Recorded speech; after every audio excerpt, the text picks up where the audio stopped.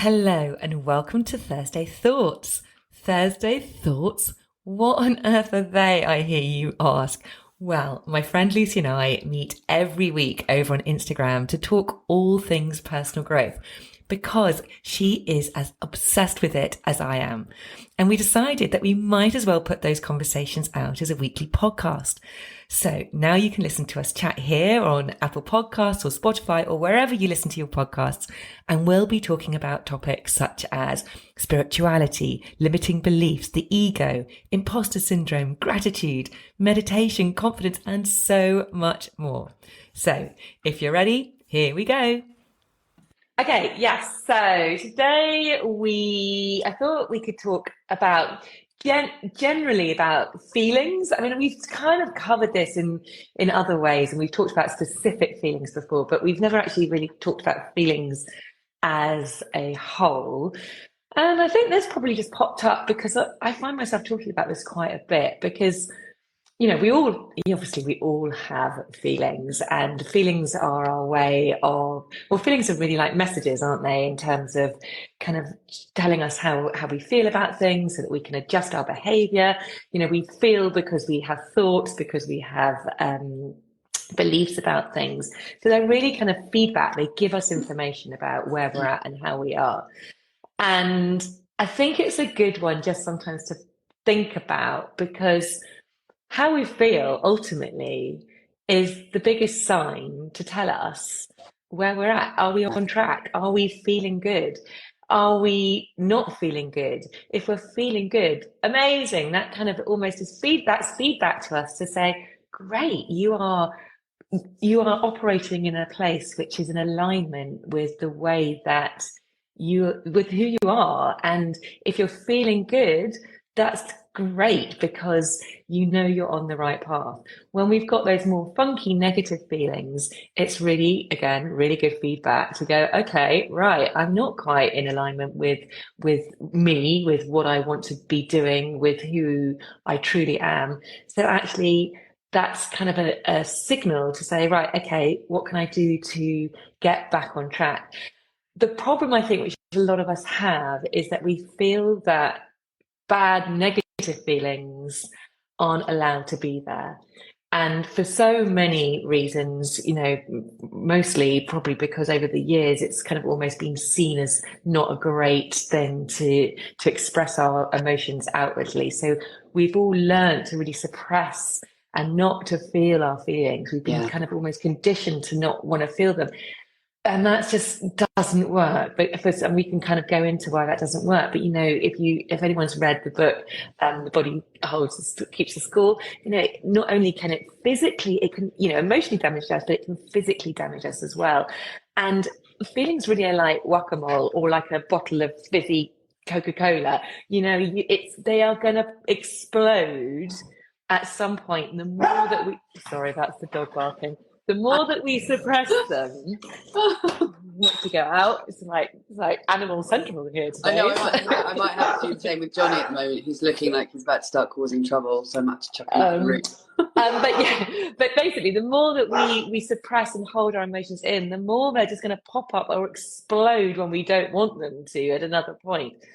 So this really, I think it's just really important to remember that feelings are there to be felt. They're not bad. And maybe as we go through today, we can kind of talk about some techniques which we can use just to remind us of how to feel those feelings, particularly those negative feelings. So yeah, that's really where I was coming from with this. And I think I just feel that we all think of feelings as, I think we can think of them as quite negative when we have those negative feelings, but I like to think of them actually as good feedback. It's a reminder to start taking stock and having a look at, if you are feeling those funky negative feelings, then something's not quite right. So what can you do? What small action can you take to shift that to start getting yourself on the right track? Yeah, absolutely. And a couple of things that I just wanted to add is that, I think obviously we all have to feel our feelings, like you so rightly say, and we should not be pushing down those negative feelings. And you and I have talked a lot about how really, in order to attract the things that we want into our life, we want to be largely sort of vibrating at a high frequency. But that said, you can still maintain a high vibrational frequency and feel sad at the same time, or feel pissed off at the same time. You can still have an overall good vibration, as it were, but feel all of those negative feelings. But the thing that I just want to add to this, which I think is really key, and this doesn't apply so much to, if there's something really major going on, like a grief or an illness, or Yeah. something like that, putting those huge things aside, talking more about the kind of day-to-day negative feelings. I think, like, whilst everything you said is totally valid, but if we're thinking about the kind of negative feelings, for example, when somebody pisses us off at work, or somebody annoys us, or we get wound up by something that somebody says or does, I think those kinds of negative feelings, that is when we have to try not to sit in those for too long.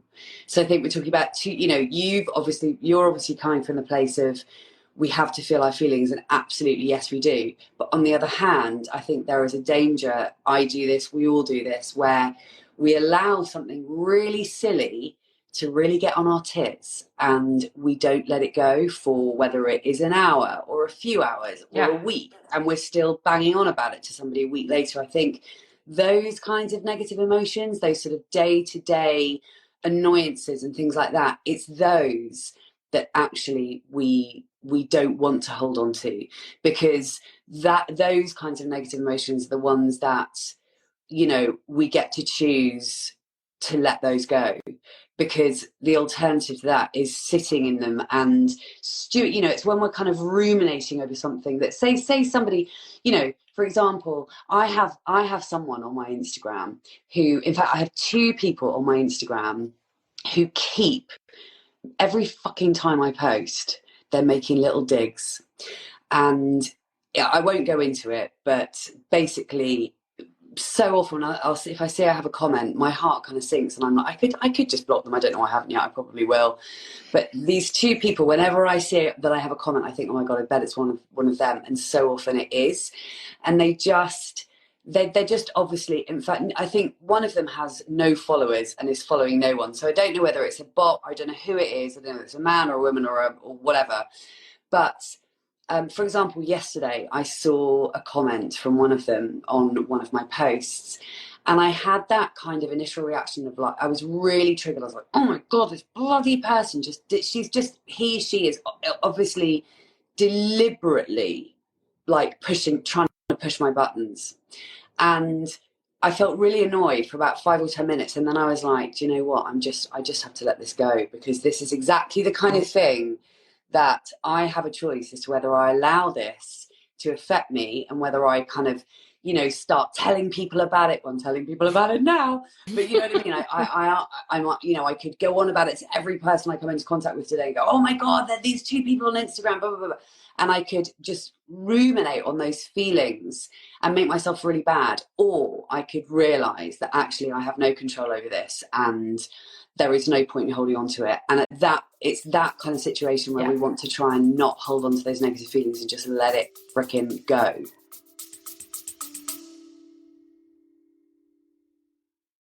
A very quick break to ask you to hit the follow or subscribe button if you haven't already. And if you're enjoying this episode, I'd be super grateful if you could hit those stars and rate it too. Thank you. Exactly, because actually a negative feeling, what I have learned, actually only will last between 10 minutes and 30 minutes. It goes so quickly. The problem happens when we fuse our thoughts with that feeling. Right. So when we fuse the thoughts with the feeling and we get stuck in the thought, that then just keeps feeding that negative feeling. That's what we're talking about. It's just like you just kind of keep feeling the negative emotion, and it just gets worse and worse and worse. Then you really wind yourself up. So what we've got to try and do is not fuse the thought with the feeling. We feel the feeling, okay, I'm really pissed off, and then just let it go. And and let the thought go as well. You're right. Just move on from that thought. Don't, have that awareness to go, right, that thought, I've had that thought, that Yeah. person's really pissed me off. Let it go. I'm not going Yeah. to get stuck in that. And the feeling then just naturally will go. Yeah. I think but just allow yourself to feel a bit pissed off and just don't give yourself a hard time about it, but then just let it go. It's the thoughts which constantly fuel those negative feelings. Yeah. So that is what we've got to really be mindful of, is like, what story am I constantly telling myself Yeah. to feel that feeling? Yes, okay, something like grief is on a different scale altogether. Yeah. But yeah, with these day-to-days, we need to just be mindful of our stories. And, if even when we do have one of those feelings, what I really do, if you like, when you can feel it bubbling Yeah. up, you can feel someone, if something's really irritated you, don't just in your body, just notice it. You can almost give it, and we've done this actually together, you can give it a shape, you can give it a name, you can give it a color, just feel where it is in your body, just notice it. And just take a couple of really big, deep breaths, almost feel like you can expand it. And then as you exhale, just seriously, just let it go. And honestly, I do this all the time. It just fizzles away. And you're just kind of in a conscious way, just letting that negativity go out of you, rather than just constantly, the feeling fuels the thoughts and the thoughts fuel the feeling. So something needs to go first. And you let go of the thought, the feeling, and obviously change the thought. Totally. One thing I just want to talk about briefly is feelings of anxiety, Yeah. because I think so many of us suffer from them, and I most certainly do. And I'd love to get your take on this, Polly, about sort of, when you say allow yourself to sort of, and I've heard so many people say, when you feel anxiety or stress or whatever it is, just allow yourself to kind of sit in that emotion and let it kind of move through you. But obviously that's quite hard. Yeah. And I, as you know, I've been having some quite major anxiety recently, and it's really hard, because as soon as I start to feel it bubbling up, I find what I do is I fight it. Yeah. I'm like, oh my God, oh no, I can feel it. I'm getting that weird feeling in my stomach. Oh my gosh, which I thought had been cured by going back on HRT, as I mentioned last week. But it turns out that it wasn't the sort of miracle. I think it's definitely helped, but those feelings of anxiety have not completely gone. I think I'm getting better at dealing with them, but I still feel myself, as soon as I feel those feelings of anxiety coming up, I'm resisting them. I'm like, oh God, oh no, it's happening. And actually, basically what I'm asking you, because you're much more articulate at talking about this kind of thing than I am, is how do you describe what it means to feel the feelings and learn to sort of just be able to sit with that? Because sometimes those feelings can be really intense. Certainly with me and anxiety, it can be really physical feeling in the pit of my stomach, in my body. It makes me feel a bit sick. It makes me feel like I can't concentrate, I feel like I can't do anything until the feeling's gone. And actually, I mean, one of the main things that I've been doing is breathing through it, like you just said. And sometimes if it's really bad, I will sit down and I will do like a 10-minute breathwork session. But what would you say to that? Okay.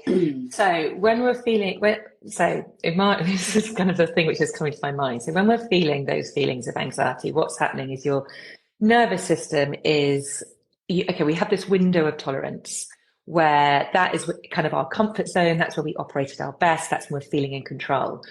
When we start to go upwards out of that window of tolerance, that's when our stress response kicks in and we start to feel those feelings, those anxious feelings. It's when we start becoming a bit hypervigilant. It's when our heart rate goes up. It's when we start feeling all of those stressy, anxiety feelings. And when we go down out of it, that's when we can actually get quite, you kind of can go into the parasympathetic, but when you go too deep into it, that's when we get depressed and lethargic. And if you go too far up, that's when you're like really in hypervigilance and hyperarousal. So when you're kind of edging upwards out of that window of tolerance, what's going to happen is your breath is going to start speeding up, which is then going to start telling your brain that you're going into that anxious state, which then is going to feed back into your breath. And so it's kind of this vicious cycle. It's this loop. So there's a few things you can do. Really slowing down your breath Yeah. consciously, not doing an activating breath pattern, focusing on your exhale, doing something. So literally just breathing in for 3, out for 3 to start with. Then if you can breathe in for 3, out for 4, breathe in for 3, out for 5, just slowing down your breath, slowing down your Mm. exhale is something to really do.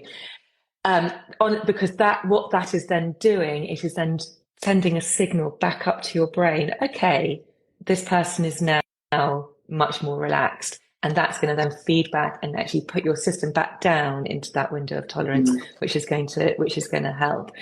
You can also do something like you could try tapping, because that's just, I think when you're in that state, it's good to do something rather than just to do nothing. So, using your breath, counting is quite a good thing to do. You can try tapping. That's going to move the energy, the anxious energy, feel those feelings in your body.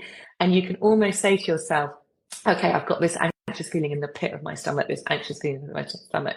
So literally you can do tapping. And I know not everybody gets on with this, but you could just start by tapping here on your collarbone, like this feeling in my, just literally going, I'm just gonna, this feeling in my pit of my stomach, this feeling, I'm gonna let it go. But there's a few tapping points you can go down through your body, like from your head to into your eye, outside your eye, under your eye, nose, chin, collarbone. And that just can help to move that feeling. So just visualize what that feeling is in your body. So see it as a color, see it as a shape. And often that can just help move it and shift it around. And it just helps take your focus away from it and helps you to do something rather than going, oh my God, the feeling's here, and make it much worse. It's almost focusing on, okay, now I'm just letting it go. I'm letting it go. I'm letting it go. Yeah. And that's just going to keep you in that window of tolerance. Once you've kind of got into a place where you can stay within that window of tolerance, practices such as more, as breath work, which kind of helps you to go slightly outside of it, by doing more activating patterns and then bringing you back down again, Yeah. can really help to build that capacity, widen that tolerance so that your anxious feelings won't be so common. Doing things outside your comfort zone, exercise is a good one. Yeah. Cold water is a good one. These controllable things you can do just to slightly push yourself out in a safe, controlled way. What you do not want to do, and what the mistake which lots and lots of people make, is they go straight for the full-on activating breathwork pattern or HIIT sessions or cold water every day. And actually what that's doing, it's kind of keeping you up at that elevated state rather than allowing your system to come back down again. So it's just having that awareness of where are you sitting in that window of tolerance. Where are you? And if you find you're going outside of it, okay, I'm going to use one of these techniques to bring myself back down. Does that I love help a it. little bit? No, it's so helpful, Holly. It's so helpful, and actually, often the very first thing we should ask ourselves, and I know you're very much into this because you're a breathwork facilitator, but one of the first questions that we need to ask ourselves when we're feeling a certain way is, how is my breathing? Because we almost, like, I think I've changed the way I breathe so much over the last couple of years, and I've definitely, now I'm breathing much more through my nose, much more deeply. I'm not so much breathing from my chest, kind of like do you know what I mean? But no, what you said is super helpful. Actually, one thing, just as an aside, why don't we talk about tapping on Monday? We could even do a little tapping session, because I know you know quite a lot about it. And Okay. I think it'd be quite cool because, funnily enough, somebody on one of my lovely Thrive Solo members mentioned it on our last call. And it's something that as you know, I've tried, but only a couple of times, and I've never really felt the benefits of it because I haven't given it enough of a chance. So maybe that might be quite a good one to do. Yeah. Okay. But What I was going sorry, you go. to, sorry, one thing I was going to say though, also about, just about feeling, is we're all so busy and we all just go through life so full on. And I think another thing which is a really good practice, which we always do at the beginning of every one of my sessions, is just to spend, even if it's like 3-4 minutes of just tuning in to yourself and asking yourself, just how am I feeling? Just doing a quick body scan of how am I feeling? Because then you might actually notice that, my God, I've got a real tightness in my chest, or my throat feels really closed up today. And just by tuning in and noticing and bringing your attention and your awareness to that part of your body and just doing a few gentle breaths to it is enough sometimes just to let it go. Yeah. Whereas if we don't tune in, that's when it can kind of escalate. For me, one of the areas for me which always gets so tight and clogged up is my throat, which is a really interesting one. It's obviously about expressing myself. It's like, and if I don't tune in, I suddenly just get this, it gets tighter, tighter. But if I just notice when it starts, it's amazing how I can just tune into it, bring my awareness to it. Almost, it's just like a matter of just breathing in and just kind of taking some deep, gentle breaths into it and then out of it. And it just moves it Mm. on. And it sounds very woo, but it absolutely, Well, totally works. yeah. So it's just doing a scan, start from the top of your head, move down your body, notice. Often we can feel like as you say, like a knot in your belly if you're feeling nervous about something, or a tightness in your chest, whatever it is. But we need to get better at tuning in to what signals our body is giving us. Yeah. Because a lot of us are just numb to it. We numb out. And when we're numb to our feelings, actually what it's doing, it's limiting also our limits of joy and happiness. If we're not able to feel what we're feeling in our body, and then we're also sort of numbing out all those really fun, good feelings as well. Yeah, totally. Speaking of good feelings, I reckon we should sort of spend our last 7 minutes talking about the sort of flip side of what we have been talking about, which is kind of more negative feelings. Yeah. Can I just say hi to my niece? Hi, chicken. I don't know whether she's still on, but she joined. Yeah, I'd love to just talk a little bit about feeling good, because I think we forget so often that actually there are some really, really, really simple things that we can do to completely shift our state very, very, very quickly. I'll give you an example. So I spent basically the whole of Saturday trying to get tickets for Oasis and failed along with everybody else I know at this point. But anyway, a couple of days ago this week, I ended up literally in the middle of the afternoon with my headphones in, singing into my hairbrush basically the whole of What's the Story Morning Glory. Like I was playing it, and I was literally stood in the kitchen with a hairbrush singing and dancing around the kitchen by myself like a lunatic. But just doing that makes such a massive difference to your state. And music for me is always the big one, and I think for so many other people, of course. If you're feeling a bit blur and you want to just quickly shift yourself out of that, something like listening to a really uplifting tune is just going to completely shift your state so easily and so quickly. Going back to the breathing, that's another really good one. Or I always find going out for a walk is a complete, it shifts your state. And often I find if I'm feeling a bit shit and I want to feel better, it's so often a case of moving my body. We want to move, because by physically moving our body, we are shifting our state. Exercise. I mean, this morning, for example, I was feeling. Actually, I actually went to bed at 9:30 last night. I had a really good night's sleep. I was quite proud of myself for going to bed properly early, considering I get up at 5. And actually, the last week or two, I've been going to bed much later than I should. And I've noticed that I've been feeling. I really feel it in every aspect of my life. I don't just feel tired, but I just feel a bit. I feel, I just feel more stressed and all of these things.